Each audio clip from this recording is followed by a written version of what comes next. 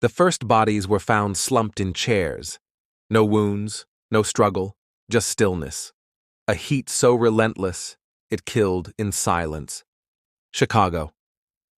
July 1995.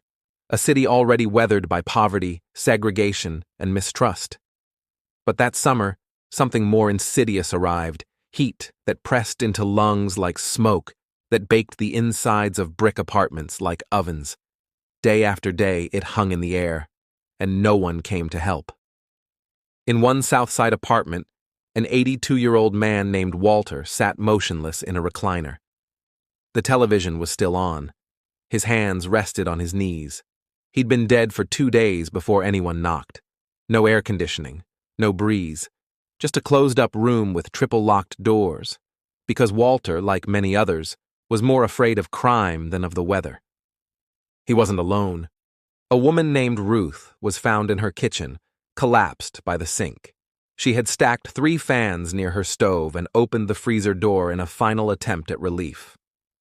Another victim, Josephine, died on the floor near her walker. Her body found bloated and soaked with sweat, with a phone still gripped in her hand. She'd tried to call for help. No one had answered. It began with a forecast, then a death toll, then a scandal. On July 12th, a mass of stagnant, humid air settled over the Midwest. Temperatures in Chicago spiked above 106 degrees Fahrenheit. But it wasn't just the heat. It was the suffocation. The dew point hovered near 80 degrees Fahrenheit, meaning the air couldn't absorb any more moisture. Human bodies couldn't sweat. Skin couldn't cool. Shade gave no relief. By nightfall, the heat didn't break. It lingered. Roads radiated warmth like stovetops. Alleyways shimmered. The sun set, but apartments remained at 100 degrees. Some families opened fire hydrants to splash their children. Others drew the blinds and waited. The next morning, the bodies began to appear.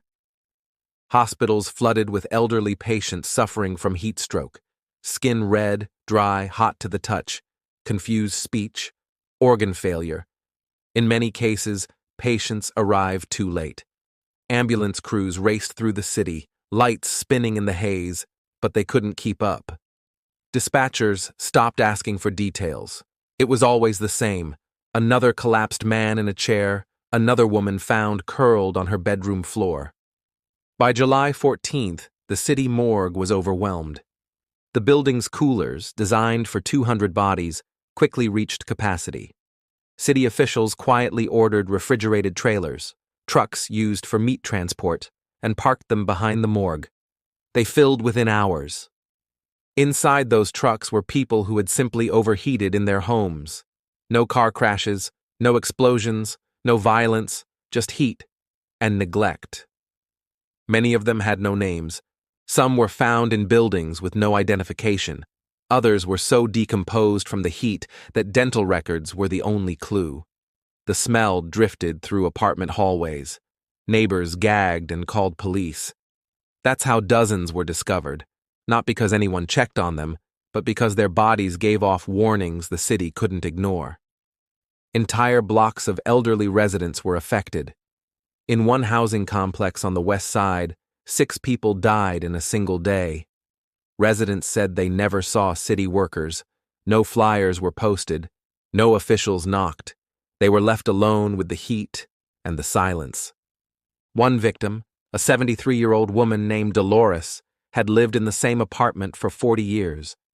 She was widowed, childless, and rarely left her home. When she died, no one noticed for 4 days. Her neighbors assumed she had gone to stay with family until the odor made it clear. The medical examiner listed her cause of death as hyperthermia, core temperature, 109 degrees Fahrenheit. The mayor, Richard M. Daley, deflected. He accused the media of exaggerating the numbers, claimed Chicagoans were used to the heat. "We've had hot weather before," he said in a press conference. "People just need to stay cool." But stay cool where? Cooling centers existed, but no one was told about them. Elderly residents without phones, internet, or local family never knew they could go. Some were afraid to leave their homes due to rising crime. Others simply didn't trust the city. Past neglect had taught them not to expect help when they needed it. In Little Village, a largely Latino neighborhood, deaths were significantly lower. Why? Because the community stepped in. Neighbors knocked on doors. Churches offered cold drinks and fans. Young people checked on elders.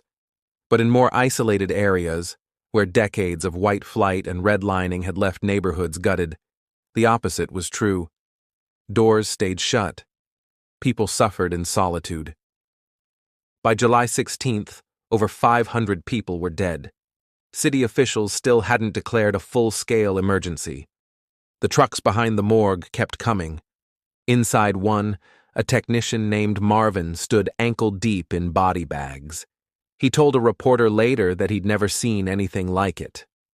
"They just kept bringing them," he said. Some were curled up like they'd gone to sleep. Others, it was like their faces froze in pain. The city released no names, no photos, no list of the dead. Families had to call hospitals, morgues, and funeral homes individually. Some victims were buried without ever being claimed. One man, 68-year-old Clarence, died in his one-bedroom flat with the windows shut and 3 locks on the door. He was found sitting up in a chair with a towel around his neck. His electricity had been shut off the week before due to non-payment. He'd lit candles for light. The flames hadn't hurt him, but the heat did. Another woman, Bernice, 89 years old, was discovered by her granddaughter after days of unanswered calls. The room was so hot, her body had begun to break down. No autopsy was performed. Her cause of death was listed as cardiac arrest, a common euphemism in heat-related deaths when no deeper investigation is done. The numbers kept climbing. By the end of the week, 739 people had officially died from the heat. But experts believe the real number may have been over 1,000. Many were never counted. The elderly, the disabled, the forgotten. People who lived alone and died alone, with no one to fight for them.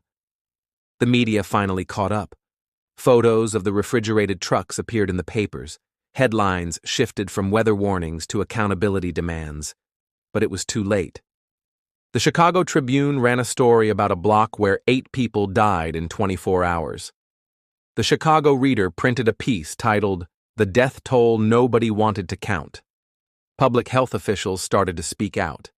Epidemiologists confirmed it had been one of the deadliest natural disasters in U.S. history. And no one had even called it a disaster.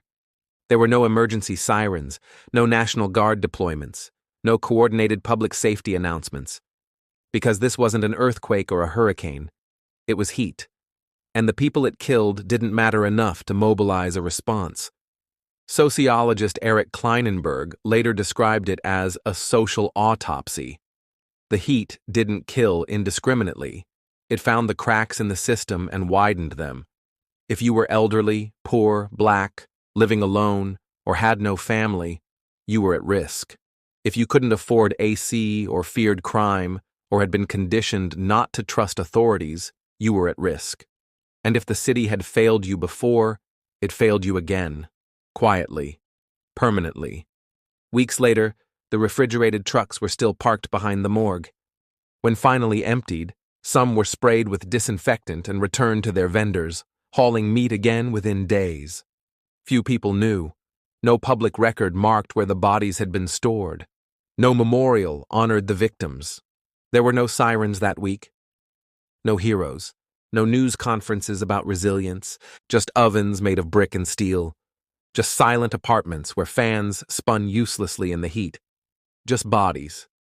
And silence. Thank you for listening to Road to Ruins.